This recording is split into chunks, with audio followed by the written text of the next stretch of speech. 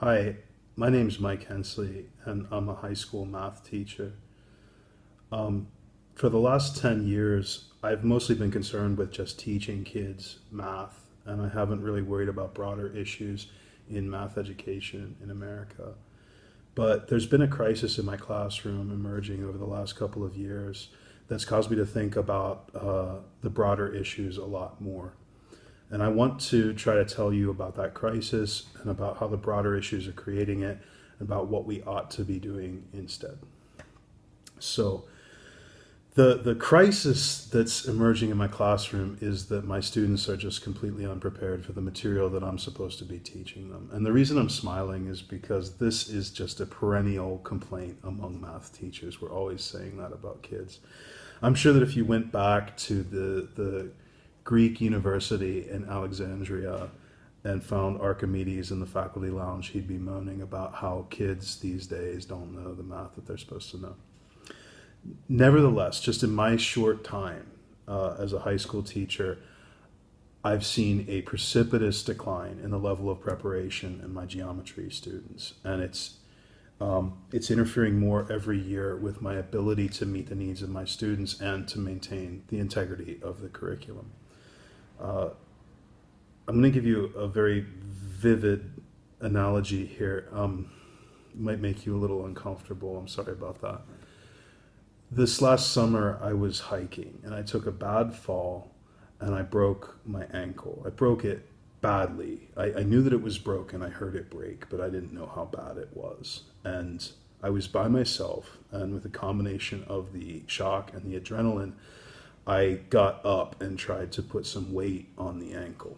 Now, if you've ever experienced anything like that, you know that the worst thing about it is not the pain of trying to set weight on a broken limb. The worst thing about it is the nausea that comes when you try to put weight on your leg and you feel it give way. That nausea is exactly what I experienced in my geometry class this year when I try to put weight on a prior knowledge, whenever I try to appeal to something that the students are already supposed to know. Like trying to walk on a broken leg, we can't put any weight on the students' prior knowledge, and it's destroying my class. Let me give you a specific example of one of the first topics that we did on probably the first or second day, probably the second day of school this year. One of our first tasks in geometry was to find the distance between 2 points on the coordinate plane. And our approach to this was to plot the 2 points and then construct this right triangle. We could count the lengths of the legs, and we could use the Pythagorean theorem to find the length of the hypotenuse, which is the distance that we're looking for. Now, I was prepared for kids to have some trouble with this. I gave it to them as an independent exercise, or actually in groups. I gave it to them in groups to try to figure out. I expected them to have some trouble, but I did not expect them to tell me that the length of this leg is 4 and not 3. When I asked them to show me, they counted 1, 2, 3, 4. This is not one or two kids. This is a significant number of students in my class. So we had to have a conversation right there about what we're counting when we count the length of the leg. I mean, what is a unit of length? And in this case, if we're using centimeter graph paper, a unit of length is 1 centimeter. So we don't count 1, 2. We count 1, 2, 3. And this is 3 centimeters long. Now, the kids do know the Pythagorean theorem. I'm convinced that you could walk into any math class in the United States and get the students to chant the Pythagorean theorem: a squared plus b squared equals c squared. They won't always remember that it's only in a right triangle. They won't always remember that c has to be the hypotenuse, but they will be able to chant that formula. And so most of the kids were able to get this going, and they were able to get this, and they ended up with an equation that says c squared is 13. So then when the groups reconvened and it was time to present our findings, a lot of the students were trying to tell me that this segment was 13 centimeters long. Well, I could easily show that it wasn't. I mean, if I drew a 13 centimeter segment on that same graph paper, it would be probably even longer than this. It's clearly longer than this. So the kids were kind of perplexed about this, and I tried to lead them through the reasoning. I said, look, we did not show that c is 13. We showed that c squared is 13. So how are we going to find c when we know c squared? And the kids really had some trouble with this. So we talked a little bit about inverse operations. I said, if you had c plus 3 and you were looking for c, what could you do to get rid of that plus 3? And they knew that you could subtract 3 because adding and subtracting are inverse operations.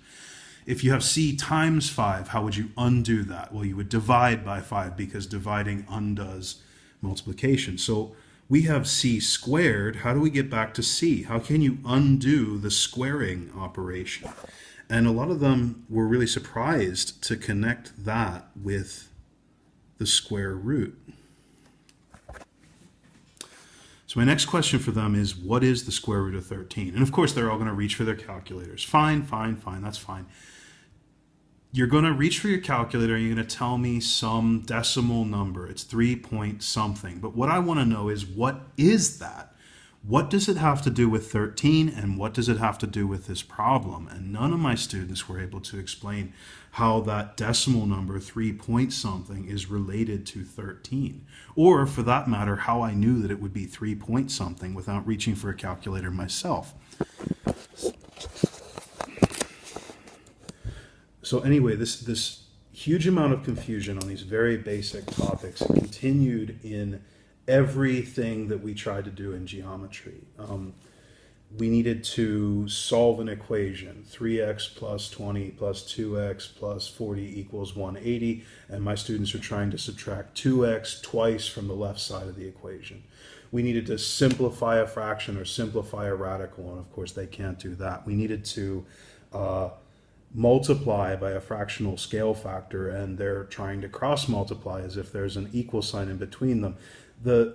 Every prior concept or skill that I reached for was not there, and as a result it was impossible to meet the needs of my students and to maintain the integrity of my classroom. I felt like I was set up in a situation in which failure was inevitable. I was depressed. I was considering leaving. I couldn't deal with it. So that's the crisis that I was experiencing in my geometry class this year.